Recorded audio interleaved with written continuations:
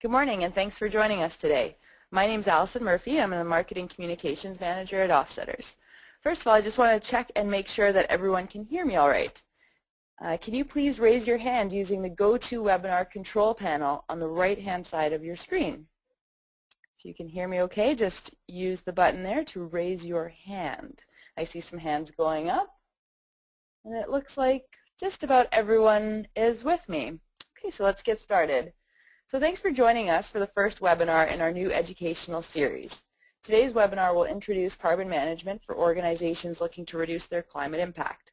I'll be your moderator today, and my colleague Christopher Hakes will be delivering the webinar to you beginning in a few short moments. Our presentation will be about 25 to 30 minutes long, and during the webinar you're welcome to ask us questions using the Questions tab in the GoToWebinar control panel. You can type your questions there, and they will only be visible to me, the moderator.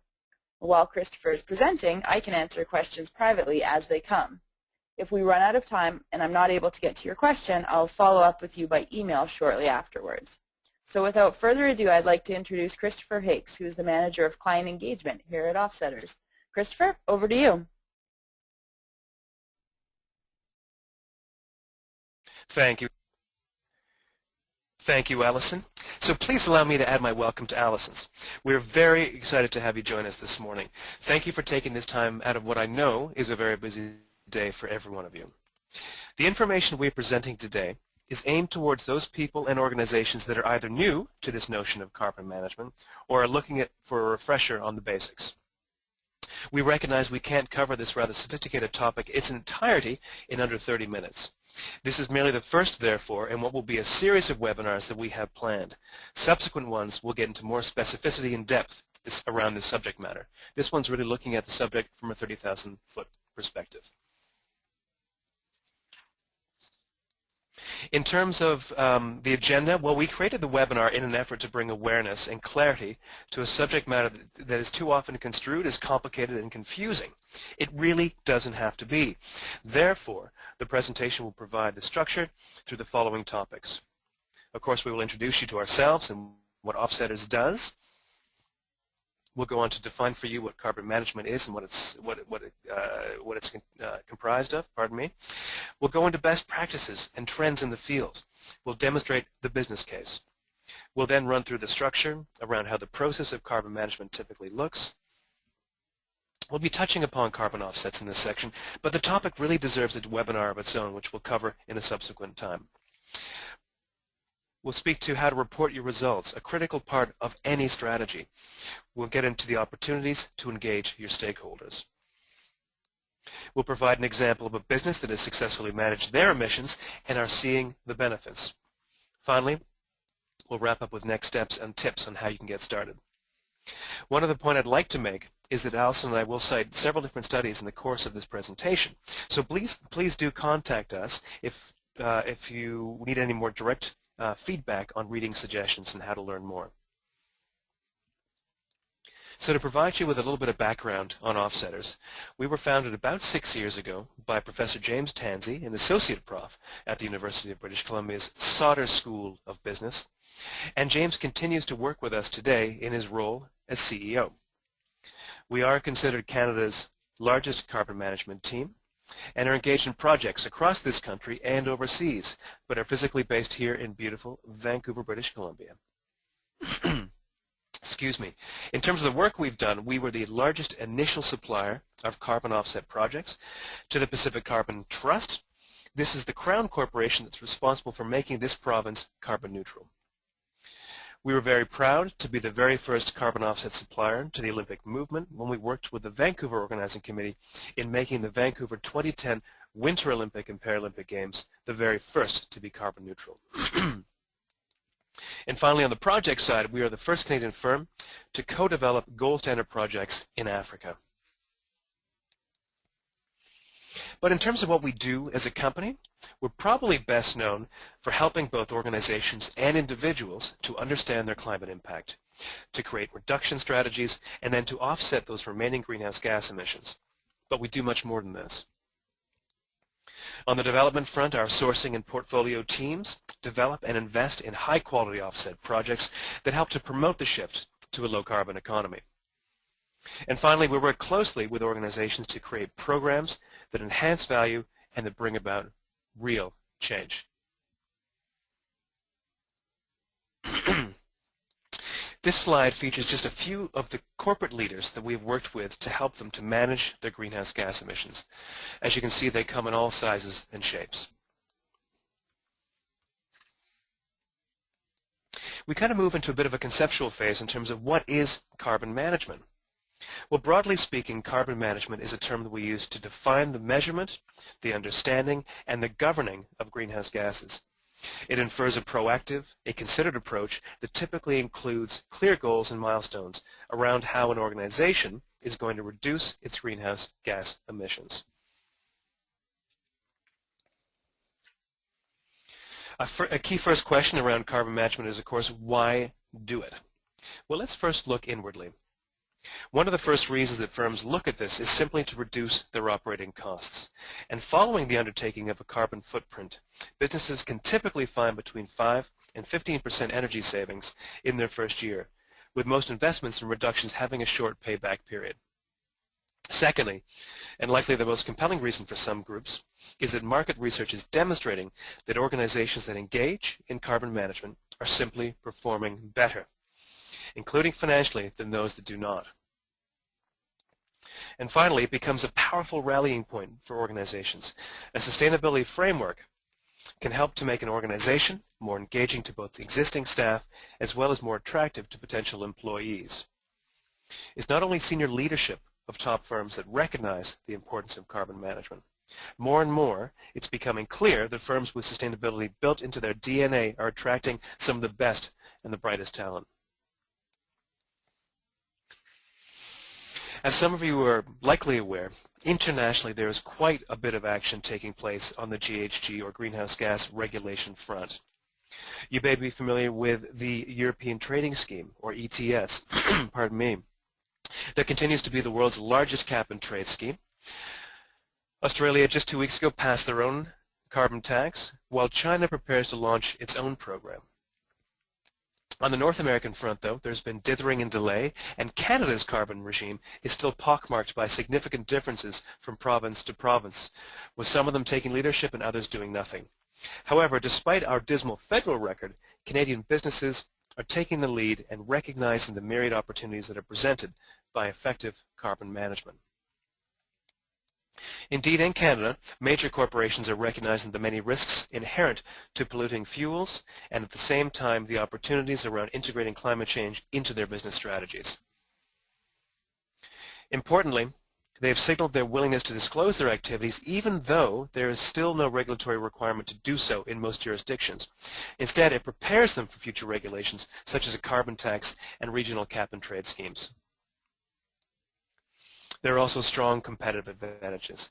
I was at a presentation last week put on by Sears Canada where they announced energy savings in the range of $800,000 per year simply through switching their showroom lighting from incandescent and halogens to LED, with positive feedback from customers the whole way through the process. Perhaps most compellingly, your customers are asking for this. If they have two products that seem equivalent, they are most likely to select the one that is clearly sustainably sourced. Understanding those opportunities that lie ahead in a carbon-constrained economy will bring considerable value to those that have the foresight to make this goal a priority today. The market is also ready for this type of movement. Over half of the largest 200 public firms in this country have recognized the revenue opportunities that are now providing products and services to help third parties reduce their own greenhouse gas emissions. And this is up over the previous 2 years and demonstrates a real solid trend in this area. These same opportunities exist for small and medium-sized firms. The bidding process has become such now that for many of our clients, having a sense of their inventory and a confirmed approach to emissions management has become a normal part of their RFP process.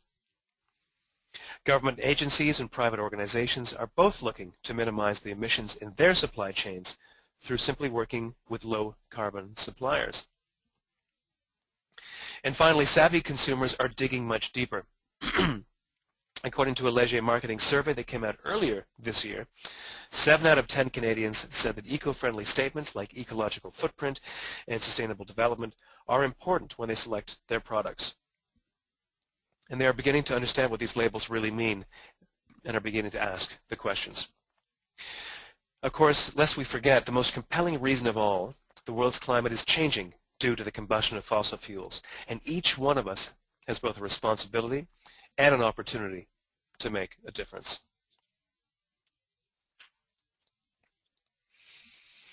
So again, I want to emphasize here that this is not a daunting task. And in order to make any plans around greenhouse gas management, the first step is to simply understand what your emissions are. Doing an inventory, or a carbon footprint as it's better known, is for all intents and purposes an accounting exercise. Like anything in business, that which gets measured gets managed. So when we're doing an inventory, our key contact for the data is typically the accountant or controller, because the data we require is generally captured by this person. A carbon footprint is then broken up into 3 scopes. Scope 1 is known as direct sources of emissions and include all of those that take place on site, such as fuel for heating. Scope 2 emissions are known as indirect sources simply because the combustion of those fossil fuels takes place in another location and are thus comprised of purchased electricity, heat, and steam, imported electricity, heat, and steam. And then Scope 3 emissions are other indirect sources. These include the production of purchased materials and fuels, such as staff commuting, printed paper, waste disposal, etc. Therefore, for an office, it's really not complicated. We'll be looking for the data use around electricity and fuel, travel data, paper types, commuting habits, etc. And once you've been through the process once, it becomes even simpler in subsequent years.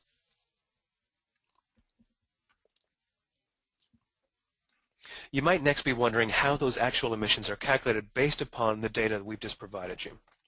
Well, this gets to the slightly technical part, but it really comes down to fairly simple mathematics. Once we have the total energy numbers, these are multiplied by something known as an emissions factor. And I'll mention more about this in a moment. This figure is then expressed in terms of carbon dioxide equivalent. The question we often get is, why carbon dioxide equivalent, or why do you use the term carbon? The simple reason for this is that carbon dioxide is the most common greenhouse gas that is found in our atmosphere. Each of these greenhouse gases has a different global warming factor. So while they're all measured in any given inventory, they have to be then translated into a carbon dioxide equivalent, so we are provided with a common unit, hence the catch-all term carbon. And so emissions factor is another term with which you must become familiar when you undertake carbon management.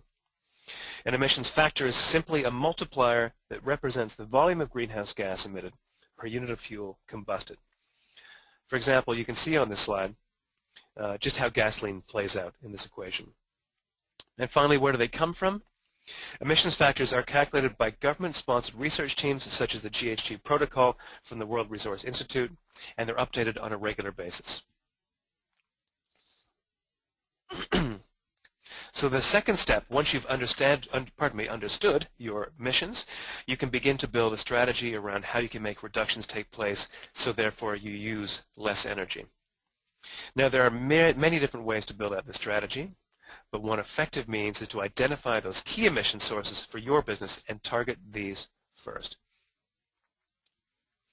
i.e., if you are a courier company, you may want to target reductions around transportation and fuel use, as these are likely low-hanging fruit in terms of reductions, as well as key areas to your business where you'll begin to tell a really great story. I'll mention this a couple times, but critical to any carbon management plan is the involvement and the commitment from your employees. These people are on the front lines every single day and must absolutely understand the mission and feel like they're a part of it.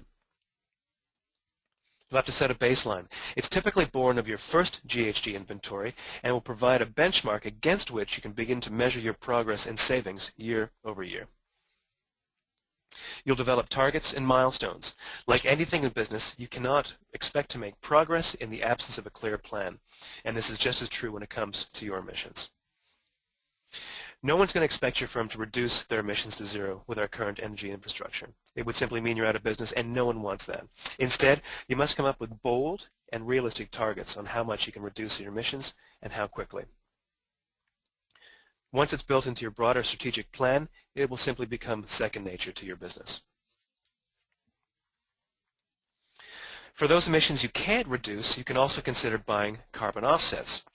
Now, a carbon offset is probably one of the more misunderstood terms that we use today, and when it's simply an innovative financial mechanism that enables measurable carbon reduction projects to take place.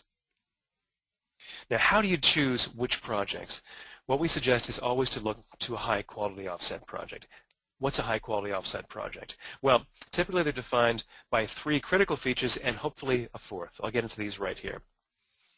The project has to be real. This simply means the project actually performs as planned. Additional, this is a notion you'll get to know quite well once you get into carbon management, and it's a key attribute of all carbon offset projects. It outlines how this reduction would have not taken place in the absence of offset funding. The projects have to be permanent. This means there's no chance for reversal of those emissions. And finally, the best projects are also socially beneficial. This means the project not only meets the key carbon metrics, but goes beyond these to additionally benefit people in that project location in other ways, such as adding employment or health benefits to the project.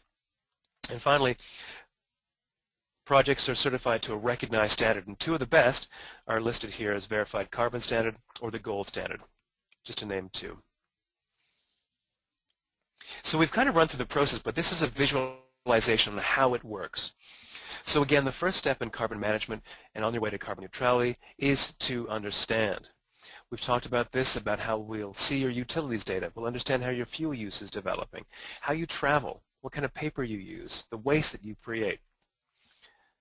Next step, pardon me, is to reduce those emissions. So this can be done through a number of means: behavior change, purchasing policies, shifts in your infrastructure.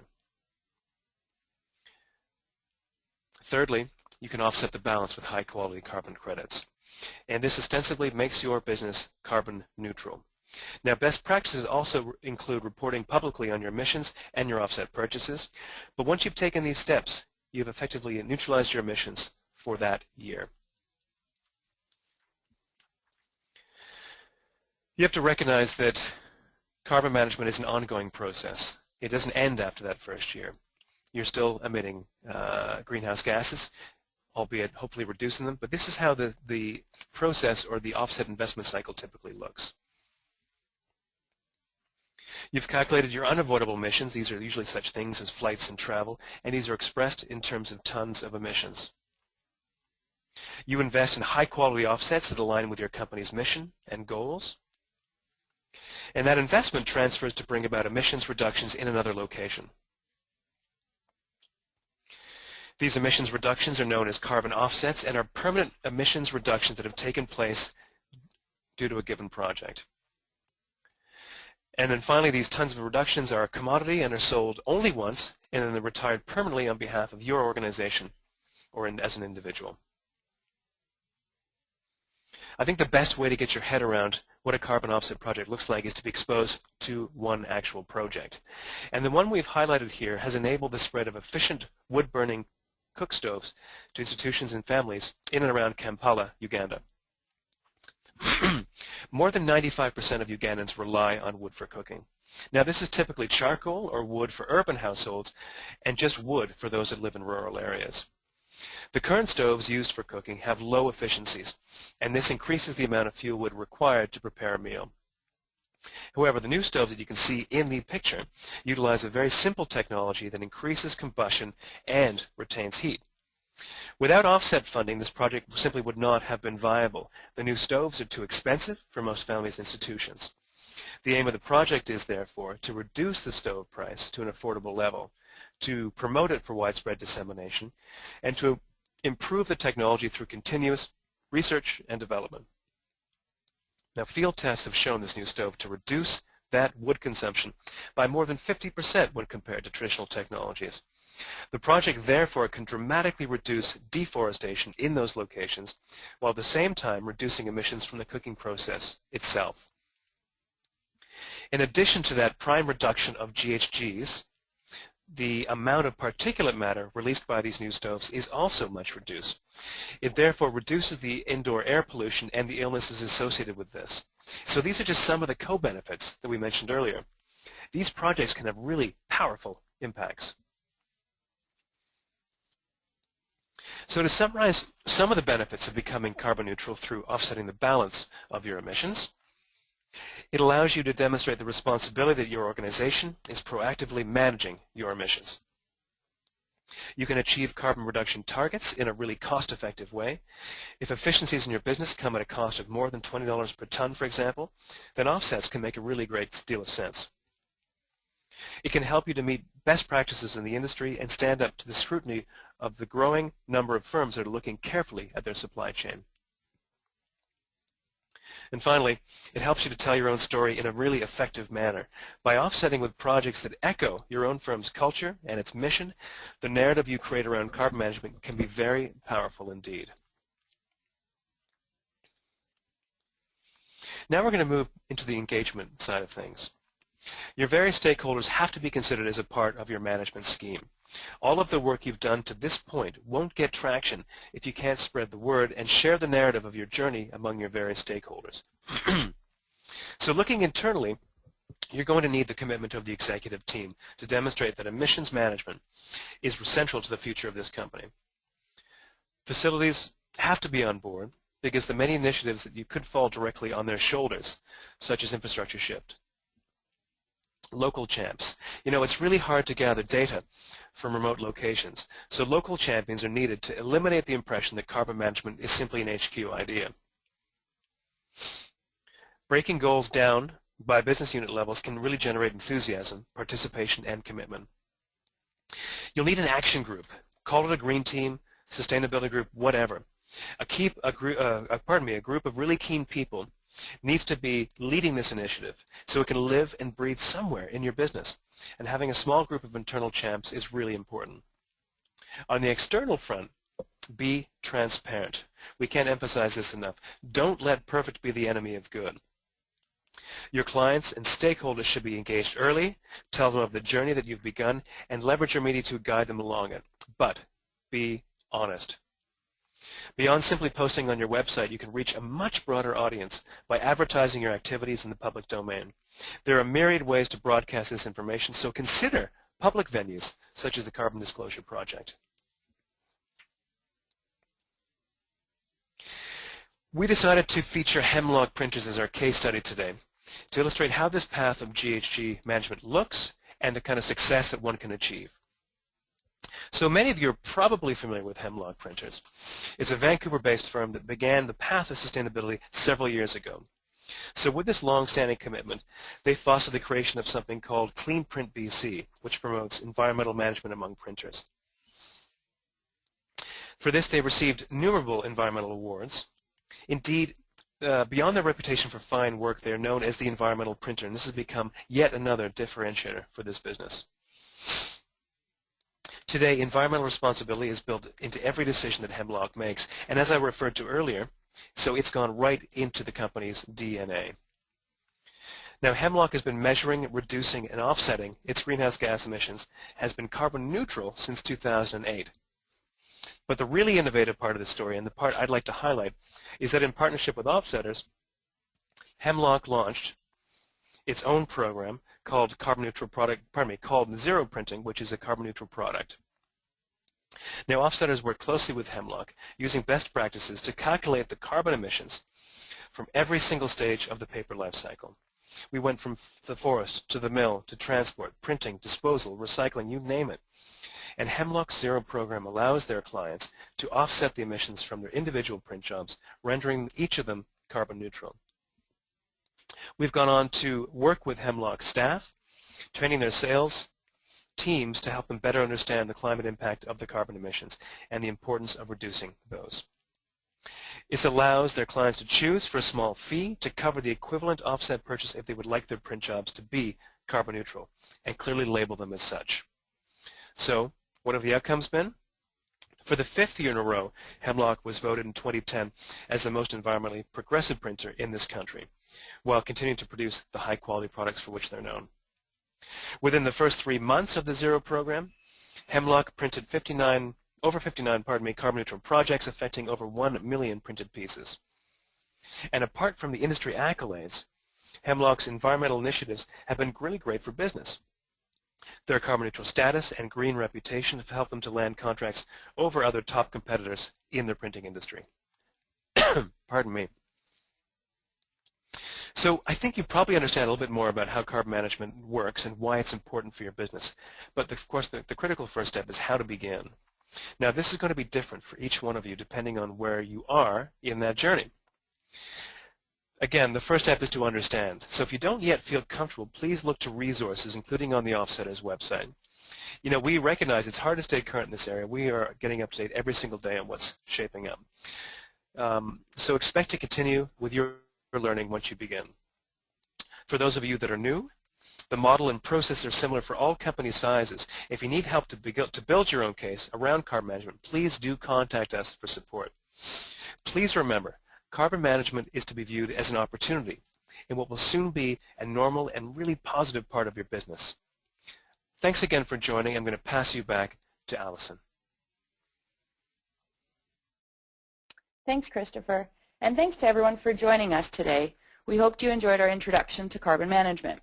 We're currently working on developing a series of webinars to look at elements of today's presentation in further detail, such as offset project development in BC and Alberta, latest developments in greenhouse gas regulations, as well as greenhouse gas inventories for individual products. But we'd really love to hear your feedback, so send your comments and any remaining questions you have to the emails that you see listed here. We will be posting this presentation on our website shortly, so if you would like to access the slides or share the presentation, you can do so there under the Learn More section at www.offsetters.ca. Thanks again for joining us and have a great day.